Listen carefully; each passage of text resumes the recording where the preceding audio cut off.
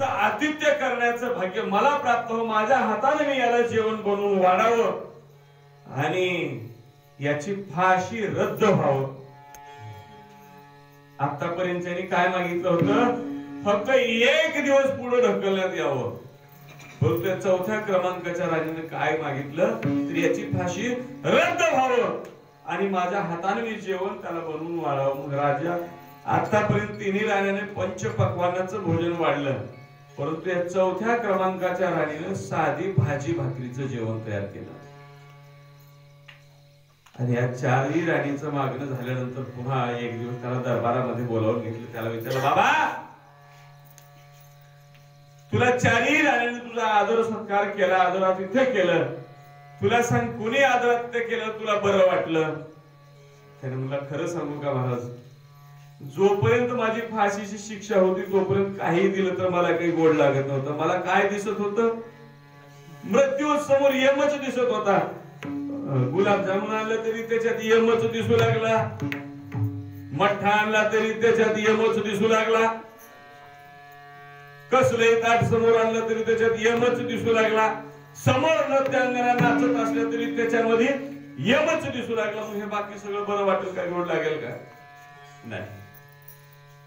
हे सगळं मला काही गोड लागलं नाही, हे काही मला आवडलं नाही. परंतु सर्वात लहान जी राणी होती भाजी भाकरी बनवलेली तेच मला गोड लागली. का?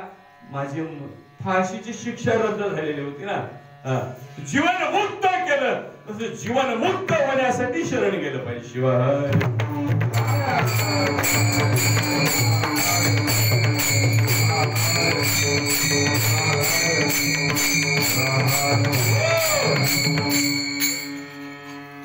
आम्ही इकडे तिकडे विषयामध्ये गुरफटलो, विषयामध्ये गुंतलो. हे सर्व क्षणिक सुख आहे, परंतु त्याला शरण गेल्यानंतर आमचं मृत्यूचं भय चुकणार आहे. म्हणून त्याला शरण जाणं गरजेचं आहे. जसं माशाने पाण्याला शरण गेलं पाहिजे, तसं या जीवानं त्या शिवाला शरण गेलं पाहिजे. त्याच्यामध्ये जीवनाचं कल्याण आहे आणि त्याच्या व्यतिरिक्त केलेलं कार्य, केलेला तो धर्म, आम्ही भजन करतो, पूजन करतो, करत नाही असं नाही. बरीच काही धर्म कार्य आम्ही साधन करत असतो, परंतु महाराज म्हणतात ज्याच्यामध्ये भगवान शंकराचं नाम स्मरण नाही तो धर्म नसून तो अधर्म आहे. अभंगाच्या दुसऱ्याचा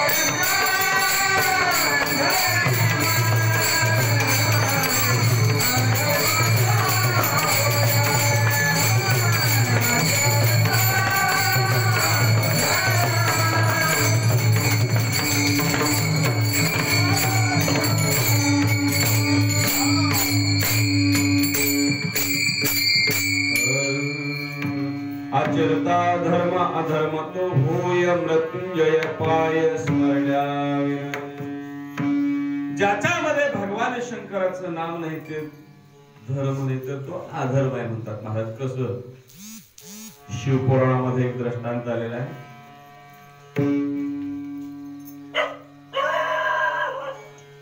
महादेवाच्या सासऱ्याचं नाव काय? राजा दक्षाने यज्ञ केला. यज्ञासाठी सर्वांना निमंत्रित केलं, परंतु भगवान शंकराला निमंत्रण दिलं नाही. त्याचं कारण वेगळं आहे. ते मोठं शिवपुराण आहे. पुराण म्हणजे काय? छोट्याचं मोठं करून सांगणे ते पुराण. शिवहर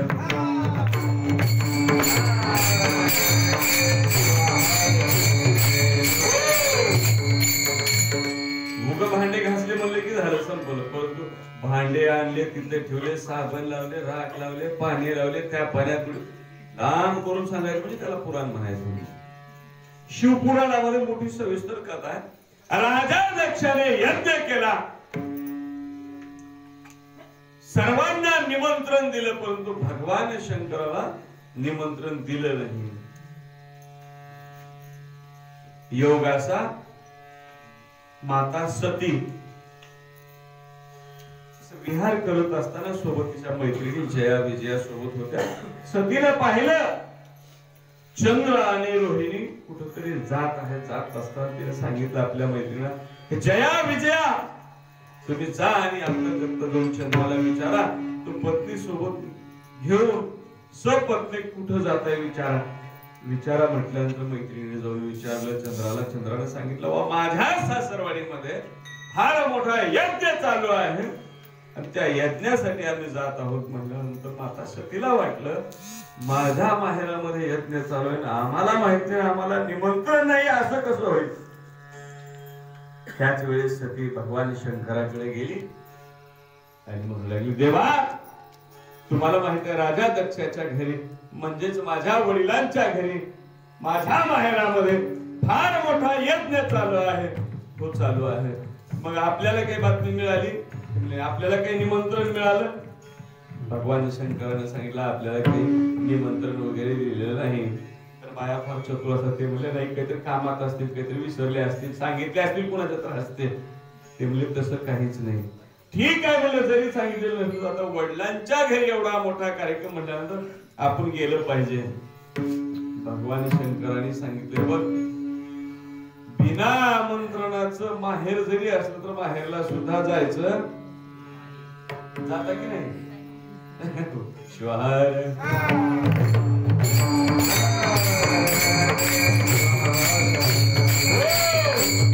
बिना आमंत्रणाचं स्त्रीनं माहेरला सुद्धा जाऊ नये असं शिवपुराण सांगितलं. माता सतीनं हट्ट केला, नाही मला जायचंच आहे. आता माहेरातला कार्यक्रम, वडिलांच्या घरी कार्यक्रम. भगवान शंकर म्हणले, हे बघ तुला जायचंय ना, जा. माता सती गेली. गेल्यानंतर पाहिलं कार्यक्रम म्हटल्यानंतर काय, आता शेतातला कार्यक्रमाला एवढे लोक आहेत, मग त्या राजाच्या यज्ञाला काही लोक कमी असतील का? भरपूर संख्या. परंतु तिथं सतीला कोणी विचारत नव्हतं. परंतु आता माहेर म्हटलं की माहेरची आवड वेगळी असते. आपल्या गावातला माणूस दुसऱ्या गावाला गेल्यावर जरी भेट झाली तर उत्सुकता वाटते. महाराष्ट्रातला माणूस आंध्रामध्ये गेल्यावर भेटले की त्याची उत्सुकता वाटते. माहेर कडला माणूस बघितला तरीही आनंद वाटतो. तर माहेरला जायचं म्हणल्यावर आनंद कमी असेल का? माहेरला जाण्यामध्ये आनंद आहे, परंतु माहेरात माय आहे तोपर्यंत माहेरचा आनंद आहे. माय संपली की माहेर संपल. सासर मध्ये कितीही वैभव असू द्या आणि माहेरात उगाच झोपडी असू द्या, तरी माहेर म्हटले की आनंद वाटत. माहेराची आवड वेगळी आहे. परंतु सासर मध्ये किती गरिबी आहे आणि माहेर मध्ये भरपूर श्रीमंती आहे, वैभव आहे. भाऊ भाऊजोय मोठा थाट माटानं, बहीण आल्याबरोबर स्वागताला थांबले. चांदीच्या तांब्यामध्ये पाय धुवायला पाणी दिलं तरीही त्या मुलीला आनंद वाटत नाही. कुठपर्यंत? जोपर्यंत नजरेला माय दिसत नाही तोपर्यंत. काहीच नाही मिळालं. एकदा नजरेला आईला पाहिलं, आईला पाहिलं की बस झाला आनंद, झालं समाधान. त्याच्यासारखा दुसरा आनंद नाही, त्याच्यासारखं दुसरं समाधान नाही. समजा माहेर मध्ये गेल्यानंतर ही आई जर कुठं एखाद्याच्या कामावर रोजानं गेलेली असेल, कपडे धुवायला गेली असेल, कुणाचे भांडे घासायला गेली असेल, सासर मध्ये कितीही वैभव असेल, माहेरला गेल्या आई जर समोर नाही दिसली ना तरी आनंद वाटत नाही माझ्या बाप्पा. आणि एकदा जर आई शेतात गेली, समजते शेताकडे चालत जाईल, कामाला गेले म्हणून तिथं जाईल आणि आईला पाहिलं, आई म्हटल्या बरोबर बस सगळा समुद्र आटला, दुःखाचा समुद्र संपला, आनंदी आनंद आनंदाला पारावर राहत नाही. आई म्हणलं की आ म्हणजे आत्मा, ई म्हणजे ईश्वर, आत्मा तर ईश्वराचं कनेक्शन म्हणजे आई आहे. शिवाय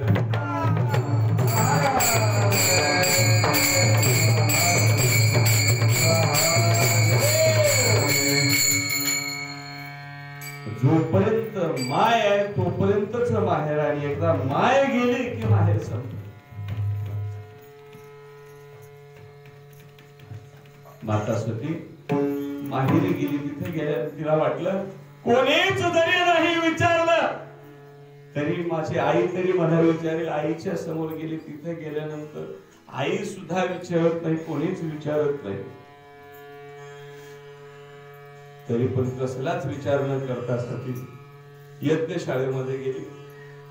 तिथं पाहिलं तर तिथं शंकराचं स्थान नव्हतं. अरे भगवान शंकर म्हणजेच प्रत्यक्ष यज्ञ देवता आहे, यज्ञ आहे, आणि तिथं भगवान शंकराचं स्थान नाही. अपमानित झाली सती. अगोदर वाटतं सांगितली नसेल, विसरली असेल, काही झालं असेल, पण तिथे गेल्यानंतर स्थान दिसलं. त्यावेळेस बाकीचे देव लोकांना पाहून माता सती म्हणत, अरे काय तुम्हाला काय तिकडे जेवायला मिळणार गेलं का, कशासाठी इथं आलो बोले, तुम्हाला कुणी सुद्धा बापाची चालली आली, तिथं भगवान शंकराला निमंत्रण नाही. तिथं सगळ्या देवाने माना खाली घातल्या, परंतु त्यावेळेस दक्ष म्हणू लागला, हे बघ एक तर बिना बोलावता आलीस ते आलीस, उगही बसत नाहीस, आलीस ना उग बस, नाहीतर चल आल्या पावलाला मागाय. सती अपमानित झाली. त्याची कथा मोठी आहे. सती जन्म घेण्यापूर्वी दक्षाला सांगितलं होतं, ज्या दिवशी माझा अपमान झाला ना त्या दिवशी मी तिथंच देह संपवणार. सतीनं अपमान सहन झाला नाही, सती परत गेली नाही, तिथं स्वतःला संपवलं. ही बातमी कैलासाला गेली. त्यावेळेस कैलासावरून बातमी मिळाल्याबरोबर लगेच इकडं दक्षाचा शिरछेद झाला. दक्ष प्रजापती यज्ञ करू, दक्ष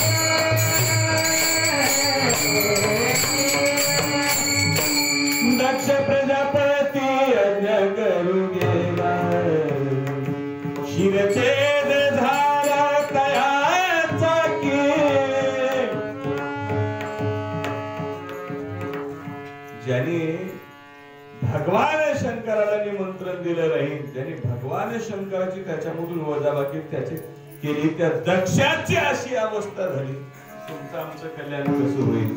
महाराज म्हणजे मृत्युंजय पाय स्मरल्याविन, भगवान शंकराच्या सहस्त्र नामापैकी एक मृत्युंजय हा भगवान शंकराचं नाम आहे. महाराज म्हणतात त्याच्या स्मरणाशिवाय केलेलं कार्य म्हणजे ते धर्म कार्य नसून तो अधर्म आहे म्हणतात महाराज. म्हणून तो अधर्म होणे म्हणून त्याचं स्मरण केलं पाहिजे. शंकर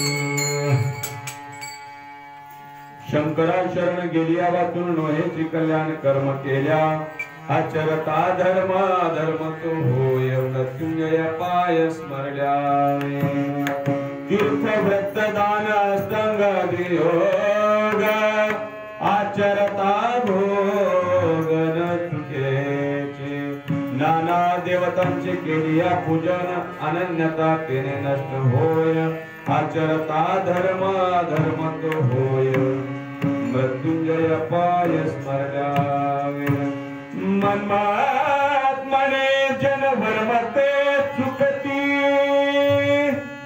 चौरेशीचे बुंदी पडतेने आचरता धर्म धर्म तो होय मृत्युंजय पाय स्मरल्यावे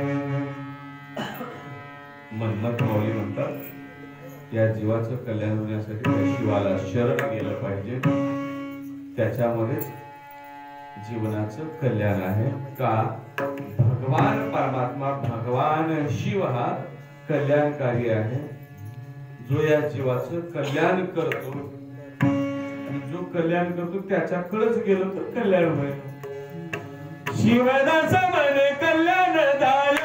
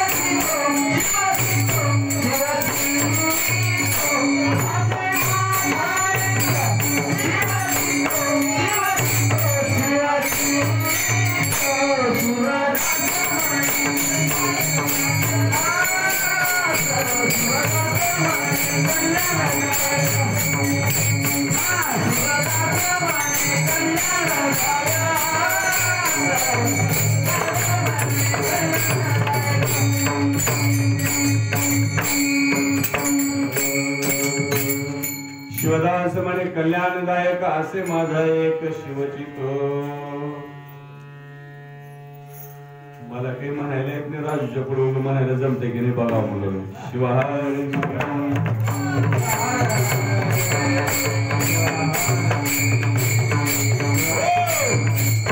जीवनाचं कल्याण करणारा भगवान शिव आहे कल्याण स्वरूपी कल्याणी रमण नामही कल्याण प्रदयाचे म्हणून त्याचं नामचिंतन केलं पाहिजे नामस्मरण केलं पाहिजे का बाकीचे साधन एवढे सोपे नाही किंवा बाकीचे साधन करून आमच्या जीवनाचा भोग चुकेलच असं सांगता येत नाही अभंगाच्या तिसऱ्या चरणात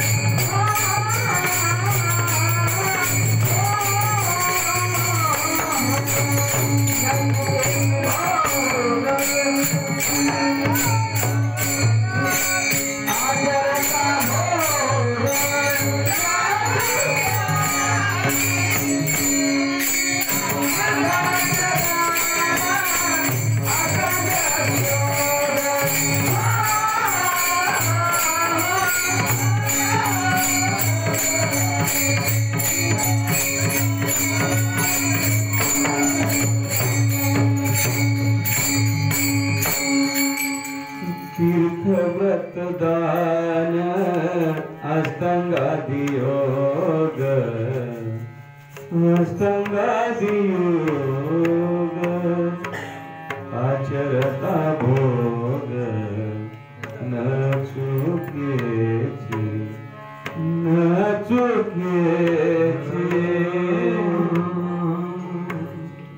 महाराज म्हणतात तीर्थ व्रत दान अष्टांग योग साधना करून आपल्या जीवनातला भोग केलं असं सांगता येत नाही.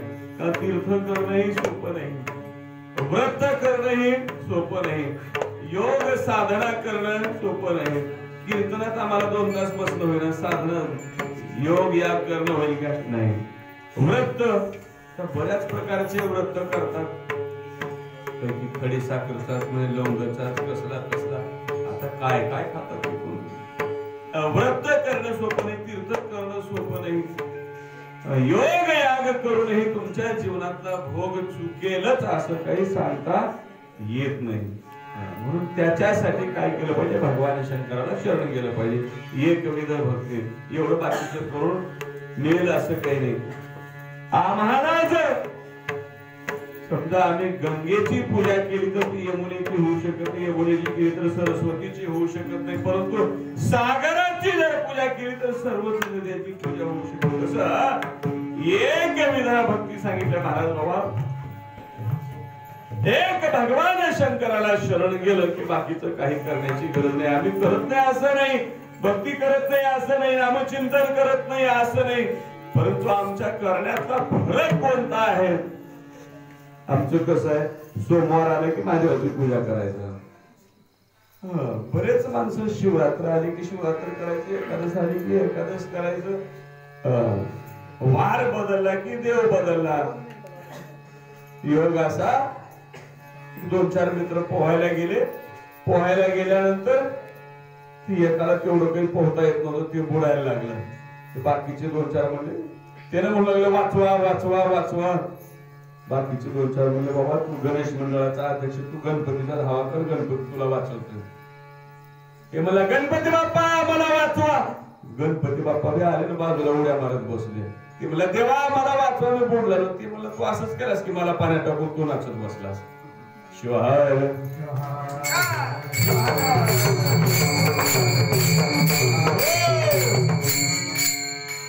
ते म्हणलं आता महादेवाचा धावा करावा, महादेव वाचवेल. महादेवाचा धावा केला. महादेव भगवान शंकर म्हणले आता हे माझा धावा करायला लागले. भगवान शंकर निघाले. यानं म्हणलं भगवान शंकर काही येईना गेलेत. मग यानं पांडुरंगाचं नाव घेऊन ओरडायला सुरू केला. महादेव म्हणले यानं पांडुरंगाची आठवण करू लागले, माझी नाही. सांगायचा उद्देश एकच आहे की बाबा अनेक देवांची पूजा करून आमची भक्ती, आमची आराधना पूर्ण होऊ शकत नाही. त्याच्यासाठी महाराज अभंगाच्या 4थ्या चरणात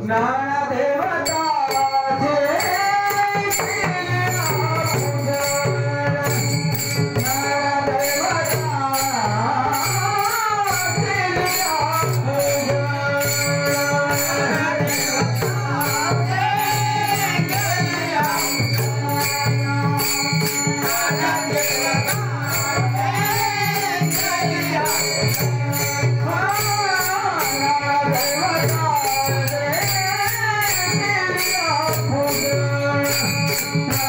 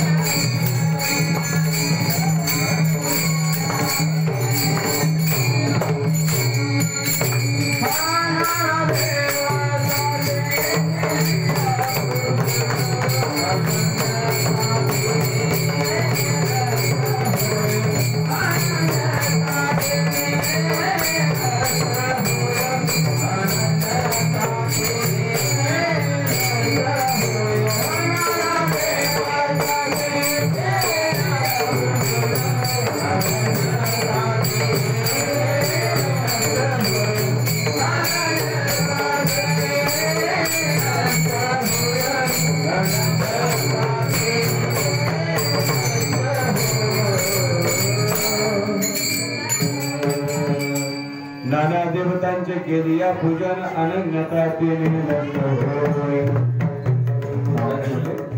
अनेक देवतांची पूजा केल्यामुळे काय होईल आमचा अनन्य भाव जो आहे ना तो भाव राहणार नाही.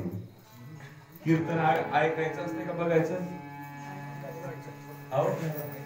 ऐकायचं असते की आमच्याकडे ऐकायचं आणि बघायचं दोन्ही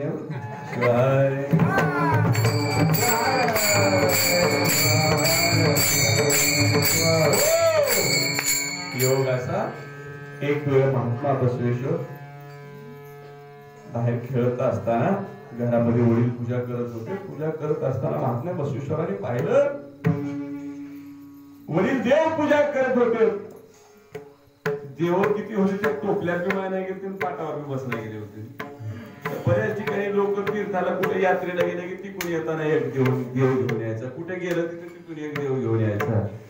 आता घरात माणूस वाढला की त्याच्यासाठी रूम वाढते पण देव वाढले की त्याच्यासाठी काही वाढणार. त्या पाट्यावर एवढी गर्दी देवाची देव एकावर एक सगळे. महात्मा बसवेश्वराचे वडील पूजा करत असताना महात्मा बसवेश्वरांनी म्हणले बाबा एवढ्या मोठ्या देवाची पूजा करायची काय गरज आहे. महात्मा बसवेश्वराचे वडील हे बघ तुला काय कळत जाऊ बाहेर. बारकी लेकरं फार चिकित्सक बुद्धी असते. आमचे बारके वर्ग चौथीचे लेकरं पाचवीचे लेकरं आम्हाला म्हणतात सर आज कुठं जायचंय आपलं आज पुण्या गावाला जायचे. ते गायन बोलला ते महाराज कोणते होते बाजूला आलेले कोणते होते बरेच काही प्रश्न विचारत असतात. ते प्रश्नाचं उत्तर द्यावं लागतं. नाही दिलं तर काय समजणार हे गाव कोणतं आहे सांगितल्याशिवाय कळणार नाही. पण तू लेकर फार हुशार कधी काय विचारतील काही सांगता येत नाही. काही विचारतात लेकर. एक लेकर म्हणला ते खेळायचा हाती एक होता जवळ. ते म्हणला महाराज तुम्ही महाराज हो तुम्ही कीर्तन सांगा हो मला सांगा मला हे हाती फ्रीज मध्ये कसं ठेवा. आता हाती फ्रीज मध्ये कसं ठेवा ते म्हणला तुम्हाला कळत नाही मला मी सांगतो. ह काही नाही मला दरवाजा उघडायचा हाती मध्ये ठेवायचा. पुन्हा मला म्हणला मला सांगा आता हे हाती आता हे हुंड कसं ठेवा. मी म्हणलं दरवाजा उघडायचा मध्ये ठेवायचं. येडेचा मला हाती बाहेर काढून हुंड ठेवा लागते मला.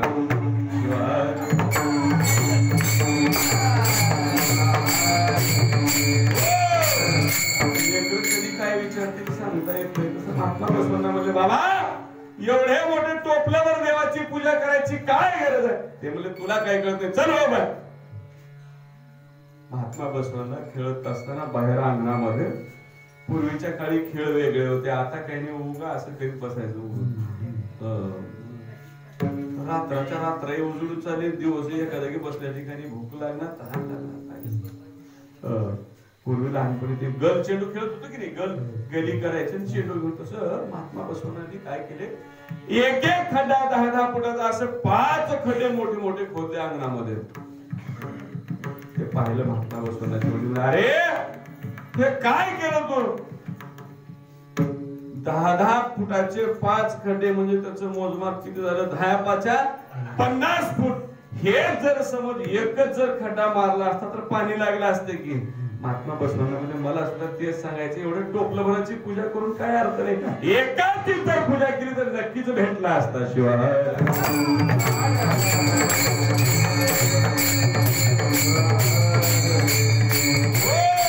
नाना देवतांचे केली या पूजन अनन्यता तेने नष्ट होईल. मला सुद्धा तेच सांगायचं म्हणजे महात्मा बसवेश्वरांना. आणि हेच मनमत माऊली सांगतात बाबा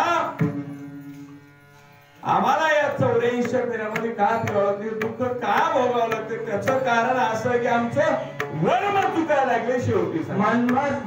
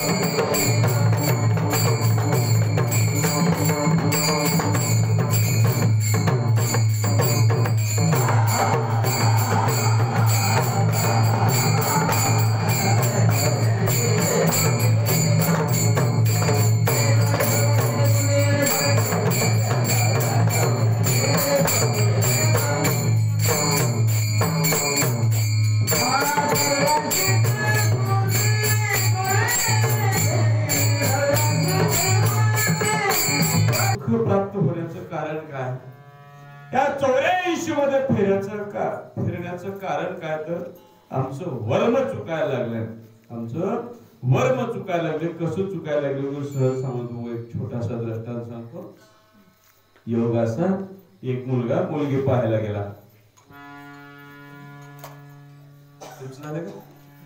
येतो का बघायला? एकटे घेतो का धापा सोबत घेऊन घेतो? काय म्हणतो की बघायला जायचं म्हणजे करून घ्यायचं, एकानं धापा जर सोबत घेऊन जायचं, बाकीच्यानी बरी आहे म्हणायचं, एकानं करून घ्यायचं. असे 10-5 जण सोबत घेऊन आता पाहुणे यायचं म्हटल्यानंतर आता उगाच सहज आता असं आहे, लग्न असलं तरी सकाळी डामडुम, दुपारी टामटुम, संध्याकाळी सामसूम झाल्या वेळ. थोडक्यात सांगून जातो. पूर्वी असं होतं, उगा जरी पाहुणा भेटायला यायचा म्हणलं तरी माणसं वाट बघत बसायची आणि उगा आल्यावर चहा पेताव का, पाणी पेताव का असं विचारायचं.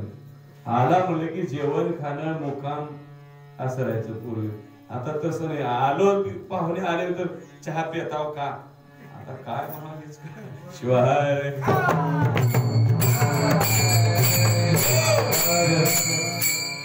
पाहुणे यायचे म्हटल्यानंतर वाट बघत बसले. पाहुणे यायचे म्हटल्यावर जिथं पाहुणे थांबायचं रूम सजवून ठेवले. तर पाहुणे यायचे म्हटल्यावर एक जण पाण्याचा तांब्या हातात धरून पाय धुवायला पाणी देण्यासाठी, एक जण टावेला हातात घेऊन उभा, एक जण साबण, भरपूर व्यवस्था. असं गाद्या टाकल्या, बसायला सुंदर रूम सजवलेली, वर एक असं झुंबर लावलेलं. पाहुणे आले, हातपाय धुतले, काय व्यवस्था. आता मुलगी पाहायला येणार म्हटल्यानंतर भरपूर व्यवस्था. पाहुणे आले, बसले, सुंदर सजावट केली, सुंदर झुंबर लावलेलं. मुलगी दाखवण्याचा कार्यक्रम झाला. मुलगी आली, बसली, दाखवली, उठून गेली. पुन्हा मग नाश्त्याचा कार्यक्रम सुरू झाला. चांगले चांगले प्रकार, डोसा, उत्तपा, इडली, उडली, तोंडाला पाणी येऊ देऊ नका, सुंदर नाश्त्याचा प्रकार. सोबत बसलेला मित्र मला, हे काय रे, कशी वाटली तुला मुलगी? ते मला कधी आलती? ते बसलं झुंबर बघत.